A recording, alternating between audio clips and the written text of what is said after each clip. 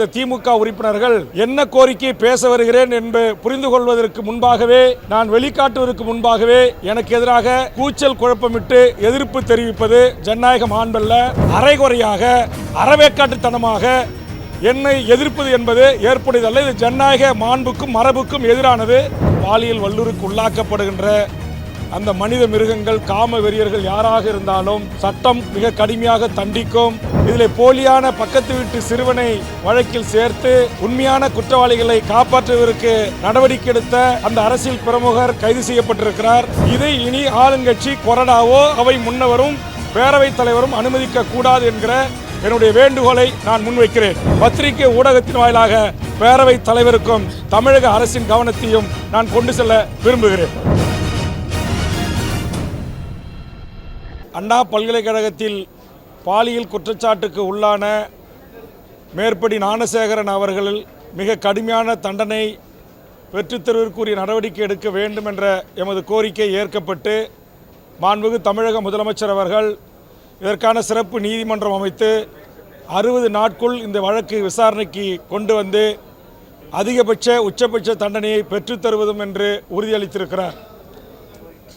ஞானசேகரனுக்கு கிடைக்கிற தண்டனை என்பது இனி இந்த சமூகத்தில் இதுபோன்ற மனித மிருகங்களால் 3 வயது 5 வயது 6 வயது 10 வயது 16 வயது என்றும் 60 வயது 70 வயது 80 வயது மூதாட்டி என்றும் பாலியல் வல்லுறவுக்கு உள்ளாக்கப்படுகின்ற அந்த மனித மிருகங்கள், காம வெறியர்கள் யாராக இருந்தாலும் சட்டம் மிக கடுமையாக தண்டிக்கும் என்கிற அடிப்படையிலும் தமிழக வாழ்வுரிமை கட்சி மரண தண்டனைக்கு எதிராக கொள்கை கொண்ட கட்சியாக இருந்தாலும் பாலியல் குற்றச்சாட்டுக்கு உள்ளாகின்ற இந்த மனித மிருகங்களுக்கு உச்சபட்ச தண்டனை, தூக்கு தண்டனை கிடைக்கப்பெறுகின்ற வகையில் அரசு இதற்குரிய நடவடிக்கைகளையும் சாட்சியங்களையும் முறையாக தயார் செய்து இதுபோன்ற வழக்குகளில் இந்த தண்டனையை பெற்றுத்தர வேண்டும் என்ற ஒரு கோரிக்கையை நான் முன்வைக்கிறேன். அதேபோன்று இன்றைக்கு அண்ணாநகர் வழக்கில் அந்த உண்மையான குற்றவாளிகளை மறைத்து இதில் போலியான பக்கத்து வீட்டு சிறுவனை வழக்கில் சேர்த்து உண்மையான குற்றவாளிகளை காப்பாற்றுவதற்கு நடவடிக்கை எடுத்த அந்த அரசியல் பிரமுகர் கைது செய்யப்பட்டிருக்கிறார். அவருக்கு பின்னால் இருந்தவர்கள் இந்த வழக்கை மூடி மறைப்பதற்கு முயற்சி எடுத்த காவல்துறை அதிகாரிகள் யாராக இருந்தாலும் அவர்கள் மீதும் மாண்புமிகு தமிழக முதலமைச்சர் நடவடிக்கை எடுக்க வேண்டும் என்று இந்த நேரத்திலே கேட்டுக்கொண்டு, கடலூர் மாவட்டத்தில் என்னுடைய தொகுதியில் பல்வேறு பிரச்சனைகளை குறித்து கவனஈர்ப்பு தந்திருக்கிறேன். அதெல்லாம் எடுத்துக்கொள்ளப்பட வேண்டும் என்கிற அடிப்படையில் நான் சில கோரிக்கைகளை முன்வைக்க இருந்தபோது பின்வரிசையில் இருந்த ஆளுங்கட்சி உறுப்பினர் வரிசையில் இருந்த திமுக உறுப்பினர்கள் என்ன கோரிக்கை பேச வருகிறேன் என்று புரிந்து கொள்வதற்கு முன்பாகவே, நான் வெளிக்காட்டுவதற்கு முன்பாகவே எனக்கு எதிராக கூச்சல் குழப்பமிட்டு எதிர்ப்பு தெரிவிப்பது ஜனநாயக மாண்பல்ல. பேரவைத் தலைவரும் அவை முன்னவரும் ஆளுங்கட்சி கொறடாவும் இதை கண்டிக்க வேண்டும், இனி கட்டுப்படுத்த வேண்டும் என்ற கோரிக்கை முன்வைக்கிறேன். கவன ஈர்ப்பு கொண்டு வந்திருக்கிற நான் கொண்டு வந்த கவன ஈர்ப்பை சட்டமன்றத்தில் பேரவைத் தலைவர் அனுமதியோடு ஈர்த்து பேசிய பிறகு அதற்கு பதிலை முதலமைச்சர் அவர்கள் எழுந்து அளிக்கிறார்கள். அதுபோன்றுதான் அண்ணா நகர் பிரச்சனையை பேரவைத் தலைவர் அவர்கள் வேல்முருகன் கவன ஈர்ப்பு தந்திருக்கிறார் என்று வாசிக்கிறார். முதலமைச்சர் உடனே எழுந்து பதில் சொல்ல முற்படுகிறார். நான் உடனே தலையிட்டு மாண்புமிகு முதலமைச்சர் அவர்களை பேரவைத் தலைவர் வாயிலாக நான் இதற்காக கவன ஈர்ப்பு தந்திருக்கிறேன், அதனால் என்னுடைய கருத்தை பதிவு செய்துவிட்ட பிறகு தாங்கள் இதற்கு பதிலளிங்கள் என்று கேட்கிறேன்.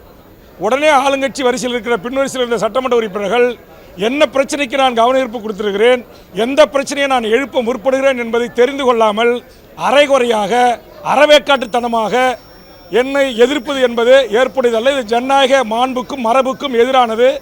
இதை இனி ஆளுங்கட்சி கொறடாவோ அவை முன்னவரும் பேரவைத் தலைவரும் அனுமதிக்க கூடாது என்கிற என்னுடைய வேண்டுகோளை நான் முன்வைக்கிறேன்.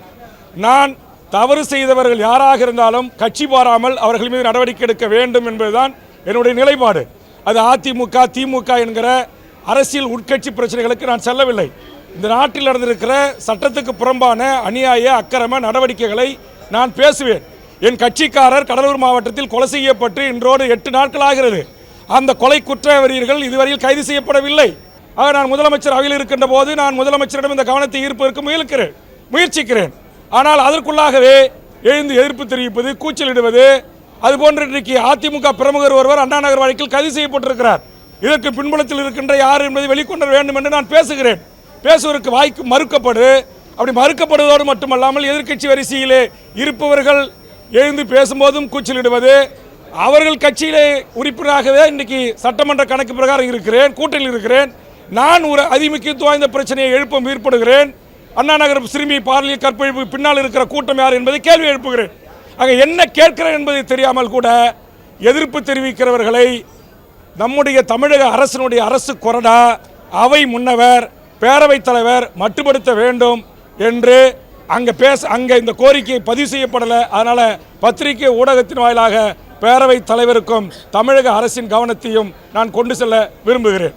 இதுபோன்ற செய்திகளை மேலும் தெரிந்து கொள்ள எங்களது யூடியூப், ஃபேஸ்புக் மற்றும் ட்விட்டர் ஆப்களை சப்ஸ்கிரைப் செய்யவும்.